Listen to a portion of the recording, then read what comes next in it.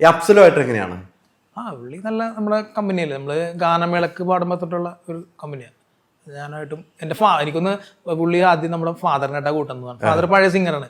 അപ്പൊ അവര് തമ്മിൽ പണ്ട് ഗാനമേളക്കൊക്കെ അവരുടെ ഇക്കാമാരൊക്കെ തമ്മിൽ ബന്ധമാണ്. ആ ഒരു ബന്ധം ഇപ്പൊ ഇട്ടുണ്ട്. ഫാദർ നന്നായിട്ട് പാടുമായിരുന്നു. പുള്ളി പഴയ മുഹമ്മദ് റഫി നമ്മുടെ ദാസേട്ടൻ്റെ ഒക്കെ ശിഷ്യഗണത്തിൽപ്പെട്ട ഒരാളാണ്. നമ്മുടെ അർജുനൻ മാഷിന്റെ ഒക്കെ ശിഷ്യന്മാർ പണ്ട് കൊച്ചിയിൽ കോറസ് ഒക്കെ അവിടെ തുടങ്ങിയത്. അപ്പൊ അതിലൊക്കെ ഹിന്ദി പാട്ടൊക്കെ പാടി. കൊച്ചിയിൽ എനിക്കൊരു ഗസൽ ഗ്രൂപ്പ് ഒക്കെ ഉണ്ടല്ലോ, ഒരു തട്ടുംപുറത്ത്. ഞാൻ അവിടെ പോയിട്ടുണ്ട്. ഇപ്പോഴും ഉണ്ടല്ലേ? ഇപ്പോഴും ഉണ്ട്. പിന്നെ അവിടെ എനിക്കൊന്ന് ഏറ്റവും കൂടുതൽ ആരാധകർ കൊച്ചിയിലും കോഴിക്കോടും ആയിരിക്കും. ആ ഒരു ഇപ്പോഴും റഫി സാബിന്റെ പാട്ടുകളും മെഹബൂബായുടെ പാട്ടുകളൊക്കെ. ഇന്ത്യ വേഴ്സിൽ ജോലി ചെയ്യുമ്പോൾ ആ തട്ടുംപുറത്ത് പോയി ഗസൽ ഷൂട്ട് ചെയ്യാൻ വേണ്ടി പല പ്രാവശ്യം ഓരോ ആൾക്കാരുടെ ഓർമ്മ ദിനം ഒരുപാടൊക്കെയാണ് നമ്മൾ സെറ്റിട്ട് അവിടെ ചെയ്യും.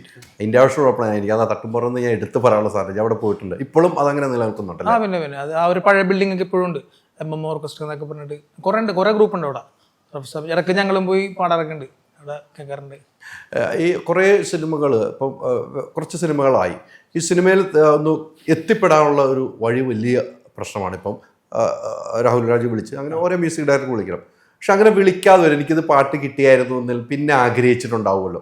ഓരോ പാട്ട് നമ്മൾ കേൾക്കുമ്പോൾ തിയേറ്ററിൽ പോയി അല്ലെങ്കിൽ ഓഡിയോ കേൾക്കുമ്പോൾ ഇതെനിക്ക് പറ്റിയതായിരുന്നല്ലോ എന്ന് ചിന്തിക്കാറില്ലേ? പിന്നെ തീർച്ചയായിട്ടും കുറേ പാട്ടുകളുണ്ട് നമുക്ക് നമ്മുടെ വോയിസിനും. ഞാൻ കൂടുതലും എന്നെ പിടിക്കുന്നതെല്ലാം ഒന്നെങ്കിൽ കുറച്ച് ഹൈ ഒക്ടേവ്, പിന്നെ അടിപൊളി പഞ്ച് പവർഫുൾ. ഇപ്പം നമ്മുടെ ലാലേട്ടൻ്റെ പടത്തിലെ കീർത്തിയക്കരയിലെ പാട്ട് ഞാൻ എല്ലാ സ്റ്റേജിലും പാടാണ്. എനിക്ക് ഭയങ്കര ആപ്റ്റ്. ഏത് പാടാണ്? ഹോ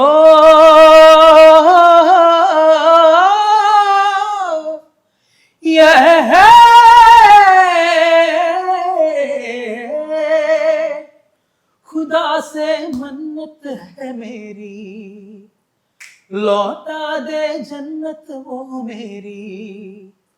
खुदा से मन्नत है मेरी, लौटा दे जन्नत वो मेरी. वो अमन वो चमन का नजारा, ओ खुदाया लौटा दे कश्मीर दोबारा. ओ खुदाया लौटा दे कश्मीर दोबारा. मेरा कश्मीर, मेरा कश्मीर, मेरा कश्मीर, मेरा कश्मीर, मेरा कश्मीर, मेरा कश्मीर. ओ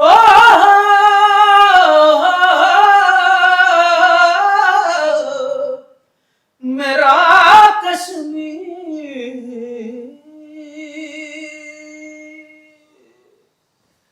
ആ പാട്ട് എല്ലാ സ്റ്റേജിലും ഞാൻ പാടാൻ. എനിക്ക് ആ പാട്ട് ഭയങ്കര എൻ്റെ നെഞ്ചോട് ചേർത്തുള്ളൊരു പാട്ടാണ്.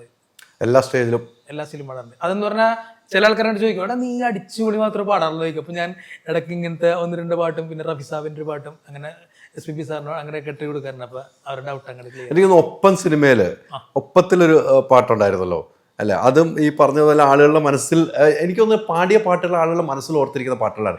ഇപ്പൊ നിലവിൽ പാടി വെച്ച എല്ലാ പാട്ടുകളും അറിയാൻ എനിക്ക് തോന്നണം.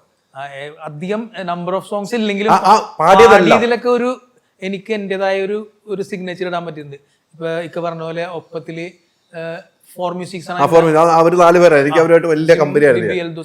അപ്പൊ ഇങ്ങനെ എന്നെ പറയാ ഒരു ലാലേട്ടന്റെ പടം കിട്ടിയിട്ടുണ്ട്, എന്തെങ്കിലും കണ്ടേ വിളിക്കാം. അപ്പൊ ഞാൻ ഓക്കെ. അപ്പൊ ഞാൻ ഒരു ദിവസം വിളിച്ചപ്പോൾ എടാ നിനക്ക് പറ്റിയ സംഭവങ്ങളൊന്നും ഇല്ല അതിനകത്ത്. ഓൾറെഡി ആ ഒരു പാട്ടുണ്ട്, അതിൽ തന്നെ ഇപ്പൊ 5 പേര് പാടിയിട്ടുണ്ട്. MG സാറ് ലാലേട്ടന്റെ പോർഷൻ പാടിയിട്ടുണ്ട്, പിന്നെ നജീം ഉണ്ട്, അൻവർക്ക് ഉണ്ട്, പിന്നെ ഫീമെയിലുണ്ട്.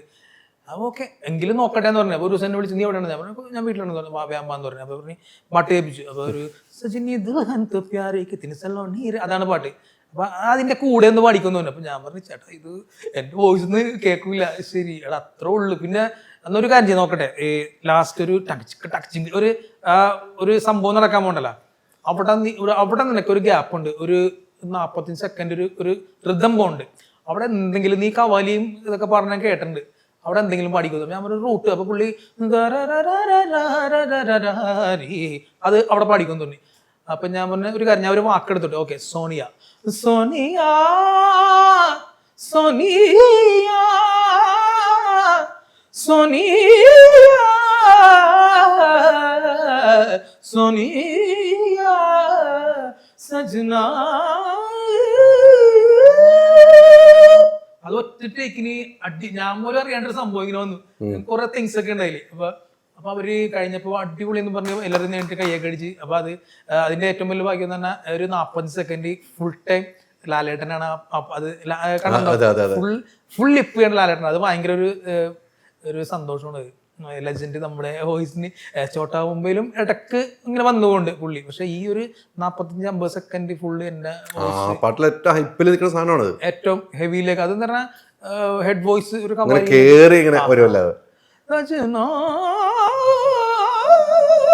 അങ്ങനെ അങ്ങോട്ട് ഹെഡ് വോയിസ് എന്താണ് പറഞ്ഞത്. അതൊരു ഭയങ്കര സംഭവമാണ്. ഈ നിലവില് ഈ സിനിമകൾ പല പാട്ടുകൾ ഇപ്പം ഇറങ്ങുന്നുണ്ട്. ഇപ്പം ഇറങ്ങുന്ന കാലഘട്ടത്തിൽ നമുക്കൊന്നും വലിയ പ്രായമൊന്നുമില്ല, എന്തായാലും പിന്നെ അത്ര പ്രായമൊന്നുമില്ല. പക്ഷെ ഇപ്പം ഇറങ്ങുന്ന പാട്ടുകളും അന്നത്തെ പാട്ടുകളുമായിട്ട് ഒത്തിരി വ്യത്യാസങ്ങൾ സംഭവിക്കുന്നുണ്ട്. അതിനെക്കുറിച്ച് സ്റ്റഡി ചെയ്തിട്ടുണ്ട്? പിന്നെ സ്റ്റഡി ചെയ്യാറുണ്ട്. ഇപ്പം അറിയാമല്ലോ, ഇപ്പം അത് നമ്മളെപ്പോഴും പഴയ പാട്ടുകളാണ് നമ്മളെല്ലാവരും കേൾക്കുന്നത്. ഇപ്പോഴത്തെ പാട്ടെന്ന് പറയുമ്പോൾ ആ ഒരു സിനിമയിൽ വന്നിട്ട് അങ്ങോട്ട് പോവും. പിന്നെ അതിലിടക്ക് നല്ല പാട്ടുകളൊക്കെ ഉണ്ട്. എങ്കിലും ഞാനെപ്പോഴും ഒരു പഴയ പാട്ടിൻ്റെ ഫാനാണ്. ഇപ്പം സ്റ്റേജ് ഷോയിൽ ഏറ്റവും കൂടുതൽ പാടുന്ന പാട്ട് ഏതാണ്? അതൊക്കെ ഇപ്പൊ പുതിയ പാട്ട് നമ്മൾ പാടുമെങ്കിലും ആൾക്കാർ ഇപ്പൊ ആവശ്യപ്പെടുന്ന ഇപ്പൊ ശാന്തമി രാത്രിയിലൊക്കെ തിരിച്ചു വന്നിട്ടുണ്ട്. അതുപോലെ തന്നെ ഇപ്പൊ എല്ലാം പഴയ പാട്ട്, ഇപ്പൊ തമിഴിലാണെങ്കിലും അഴകയിലില്ല തിരിച്ചു വന്നിട്ടുണ്ട്. പിന്നെ അങ്ങനെ കുറെ ട്രെൻഡുകൾ ഇങ്ങനെ മാറി മാറി വന്നിട്ടുണ്ട്. പുതിയ പടങ്ങളിൽ ഈ പാട്ടൊക്കെ വരുമ്പോൾ ആൾക്കാർ അതുപാട് ഇപ്പൊ അങ്ങനെ പഴയതും പുതിയ പാട്ടുകളുണ്ട്. എങ്കിലും ആൾക്കാർ ചോദിക്കാറുണ്ട് പഴയ പാട്ടുകൾ. ആദ്യ സിനിമ പാടിയ ഇപ്പോൾ പറഞ്ഞു മണിയമ്പിള്ള രാജുചേട്ടൻ കയ്യിൽ വന്ന് ഒരു പേയ്മെൻറ്റ് തരുവാണെന്ന് പറഞ്ഞ് ഇത് ഇരിക്കട്ടെ എന്ന് പറയുന്നത്.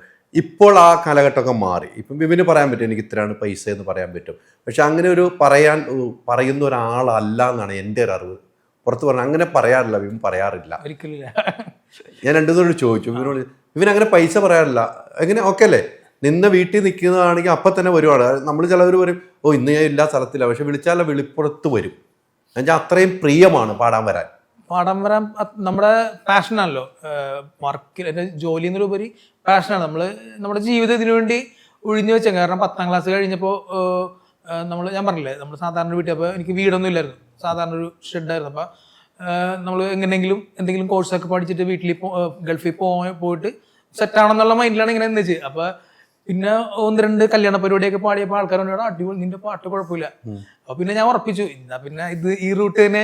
അപ്പൊ എന്നോട് അമ്മ ചോദിച്ചു, മോനെ ഇങ്ങനെ പരിപാടിക്കൊക്കെ പോയി രക്ഷപ്പെടാൻ പറ്റുമോ അറിയാലോ നമ്മുടെ അവസ്ഥയൊക്കെ. ഞാൻ പറഞ്ഞാൽ കുഴപ്പമില്ല, അച്ഛൻ പോയിക്കൊണ്ടിരിക്കുകയാണ്, അമ്മ ഓർമ്മപ്പെടുത്തുന്നതായിരിക്കും അതൊക്കെ. അപ്പൊ അറിയാലോ നമ്മുടെ സിറ്റുവേഷനൊക്കെ ഭയങ്കര മോശമാണ്. അപ്പൊ ഞാൻ പറഞ്ഞാൽ കുഴപ്പമില്ല, നമുക്ക് ദൈവം തന്നൊരു കഴിവില്ല, ഒന്ന് ഫൈറ്റ് ചെയ്ത് നോക്കാന്ന് പറഞ്ഞു.